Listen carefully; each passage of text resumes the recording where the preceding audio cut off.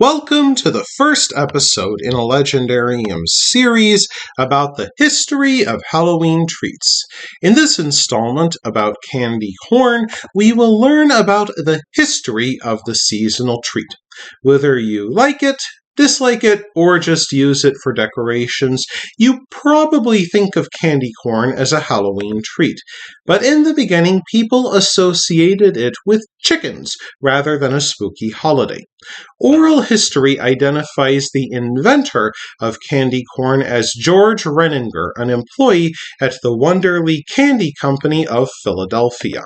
Wonderly became the first company to sell these multicolored treats made from sugar and corn syrup. However, the Goelitz Candy Company, now the Jelly Belly Candy Company, really popularized the treat. In 1898, Goelitz obtained the recipe and started marketing the kernels as a candy called chicken feed.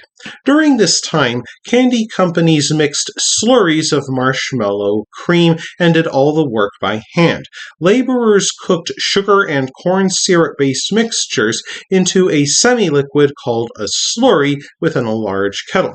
They dumped the resultant mixture into buckets called runners, and then men known as stringers walked backwards, pouring the hot concoction into a tray of molds in the shape of corn kernels.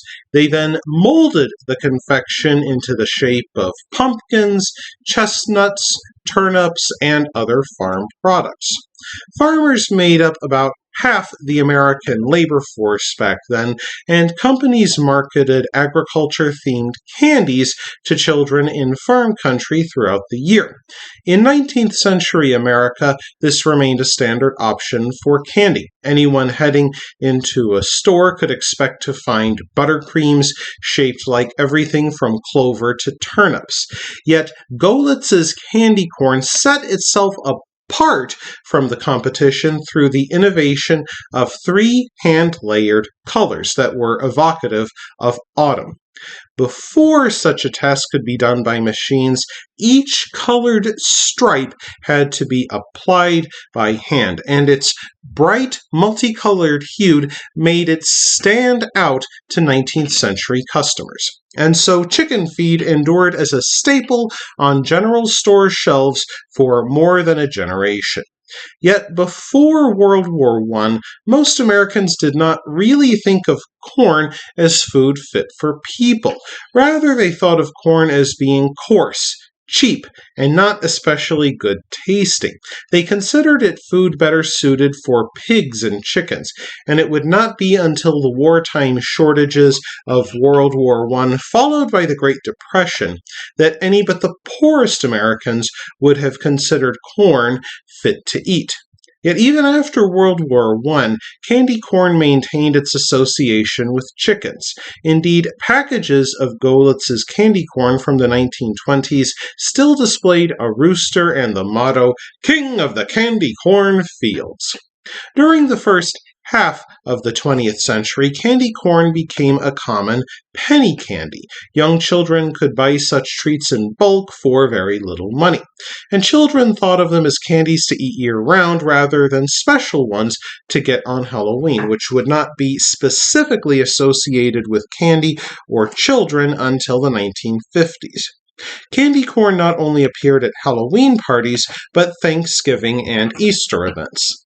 Yet as Halloween became more dominated by candy and more oriented towards children during the 1950s, October advertising of candy corn became more and more common.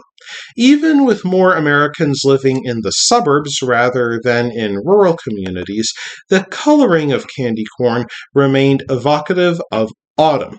In a 1975 issue of Life magazine, a sprawling spread advertised Brock's summertime candies. It included mints, coconut bonbons, circus peanuts, toffees, jelly beans, and of course, candy corn. By then, machines did more of the work once done by laborers. These machines blended sugar and corn syrup, then whipped gelatin and sugar with air before adding a fondant. Finally, the factories added yellow and orange coloring once applied by hand. The resulting fondant is a highly crystallized sugar syrup which creates crystallized candy that breaks off easily in one's mouth. Even better, it did not have the chewy texture that came from the sugar crystals during the 19th century. Brock's Candy Factory's cornstarch molding machine puts cornstarch in trays of 1,260 individual molds. It moves them along a conveyor belt as a triangle-shaped air nozzle mixes in extra cornstarch and then applies layers of white, orange, and yellow liquids to provide the coloring. In part because of this mass production, it is easy to find candy corn year-round. If stored properly, it can last 6 to 8 months. About 35 million pounds of the candy are sold each year, amounting to 9 billion individual pieces. The top 6 states for selling candy corn are diverse, including Alabama, Idaho, Michigan, New Mexico, Rhode Island, and South Carolina. Enterprising internet chefs have found they can even deep fry candy corn. They simply wrap them with crescent roll dough and then fry them up for a special Halloween treat. On October 23rd, National Candy Corn Day honors the original chicken feed treat, which continues to be enjoyed by an increasingly urban and suburban nation, which still relishes a candy that reminds it of its rural roots.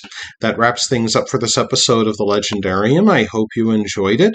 If you did, press like. If you want to see more, press subscribe. And if you've got anything to say, let me know in the comments section. Thanks again for joining me, and I hope that you have a great rest of the day.